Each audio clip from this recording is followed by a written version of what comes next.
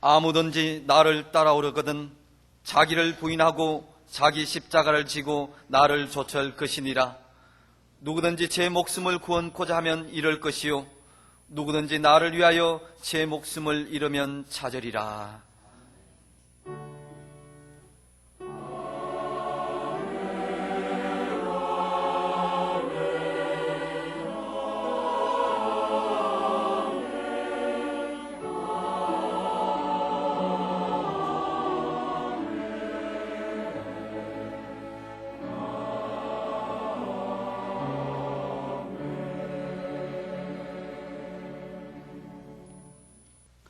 이 시간 하나님께서 우리에게 주시는 구약의 말씀은 민수기 23장 19절 말씀입니다.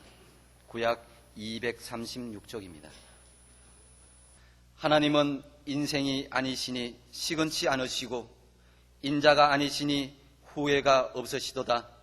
어찌 그 말씀하신 바를 행치 않으시며 하신 말씀을 실행치 않으시랴.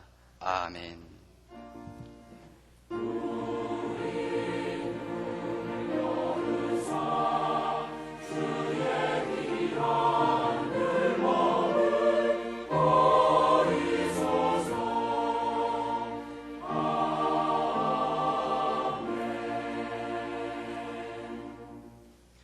하나님께서 우리에게 주시는 신약의 말씀은 갈라디아서 5장 16절로 18절 말씀입니다.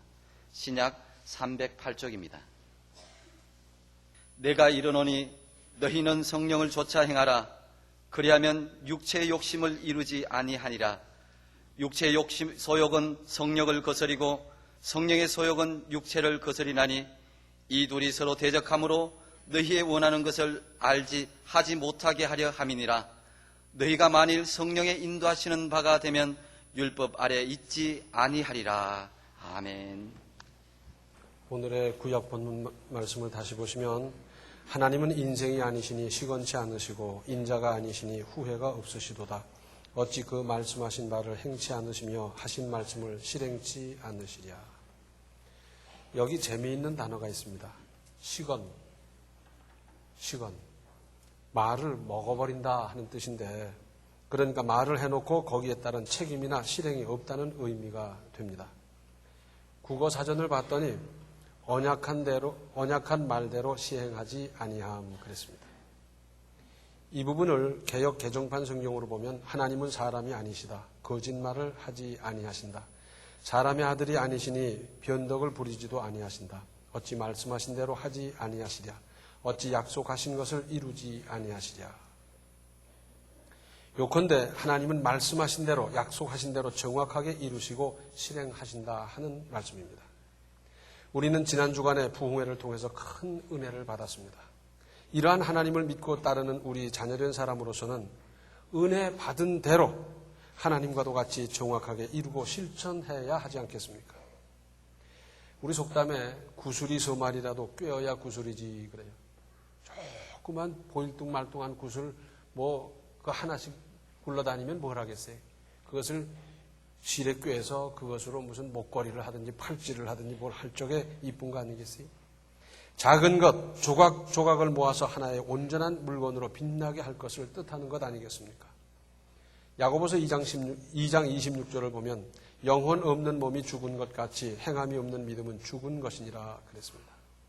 또 마태복음 3장을 보면 예수 그리스도를 맞기 위해서 세례 요한이 길을 예비하는 작업으로 요단 강가에서 회개를 외칠 때 그 8절에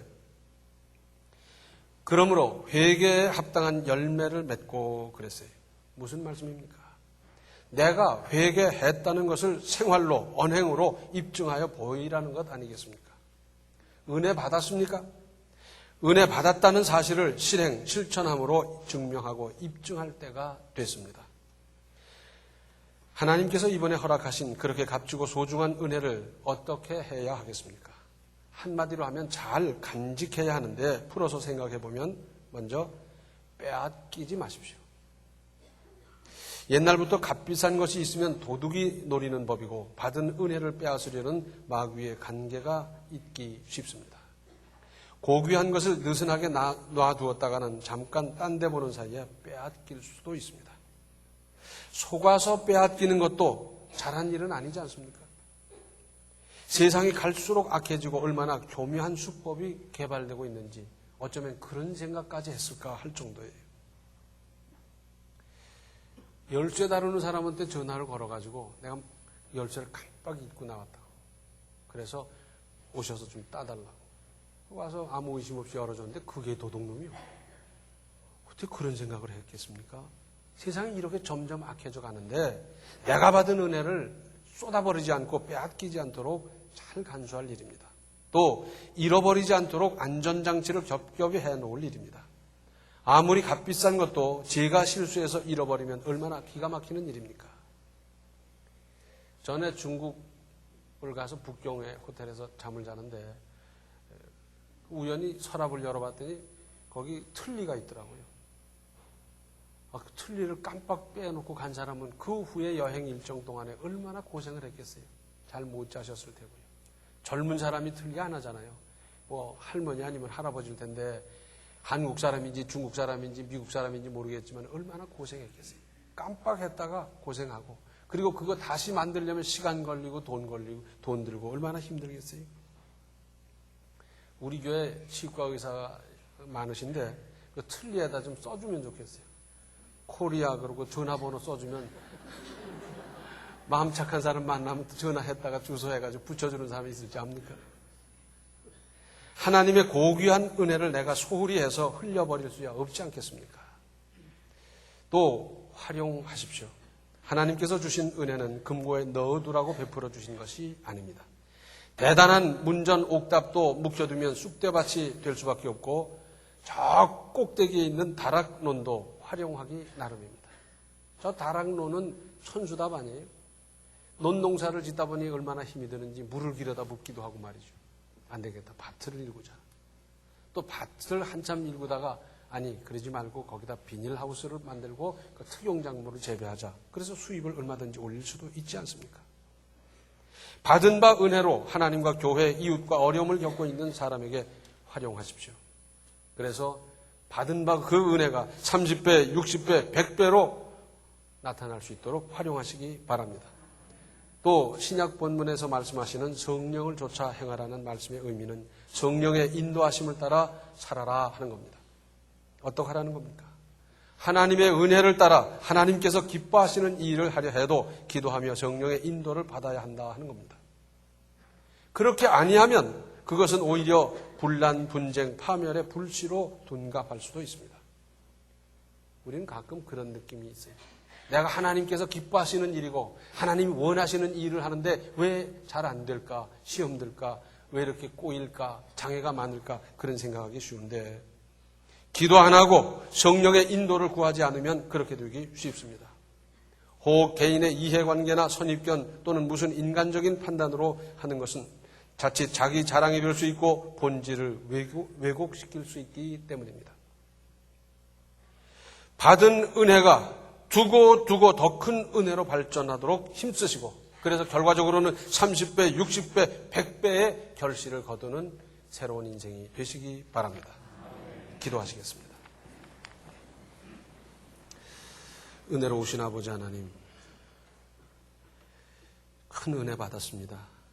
하오나 지금까지는 저희들이 실행하지 못했고 결심만 하다가 흐지부지 되는 경우가 많이 있었더랬습니다.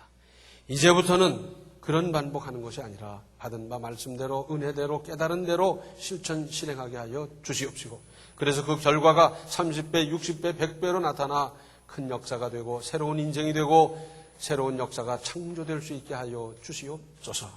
예수님의 이름 받들어 간절히 기도하옵나이다. 아멘. 받은 은혜를 은혜되게 하도록 힘써 지켜 행하는 신앙인이 되십시오. 지금은 생명의 주 예수 그리스도의 은혜와 하나님 우리 아버지의 극진하신 사랑과 성령의 감화, 감동, 충만, 교통하심이 성령을 좇아 행하고자 결심하고 결단하는 모든 성도들 머리 위에 이제로부터 영원토록 함께 계시기를 간절히 축원하옵나이다. 아멘. 성부, 성자, 성령께